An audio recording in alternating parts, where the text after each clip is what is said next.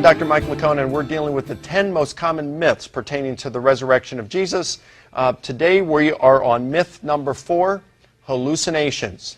Could it be that the disciples, because they were so grief-stricken, what are a lot of people when they're grief-stricken? They turn to the bottle, they get drunk. There were hallucinogenic drugs back in the first century. Maybe there was another reason they called Jesus the Most High God. So maybe they were grief-stricken, they took to the bottle, they took to drugs, they experienced these grief hallucinations, they thought they were appearances of Jesus, so they hallucinated and were convinced that he was raised from the dead. Well, hallucinations, the most current research shows that there are a number of modes in which people experience hallucinations. A hallucination is something that you perceive with the natural senses that isn't really there. So maybe you hear something, or you see something, you taste, smell something, or you feel you're in motion, or you feel something is touching you.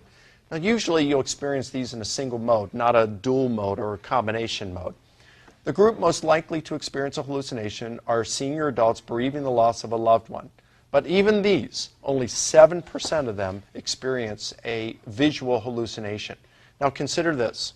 The reports we have say that not one, not two, but all 100% of Jesus' disciples experienced a visual appearance of Jesus. This is unthinkable in terms of what we know about hallucinations. It also doesn't explain the appearance to Paul. Jesus would have been the last person in the world that he would have wanted to see.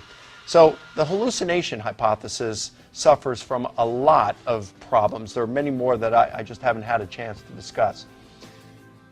Tomorrow we're going to be dealing with the objection or the myth that you can't prove the resurrection because it's a matter of faith.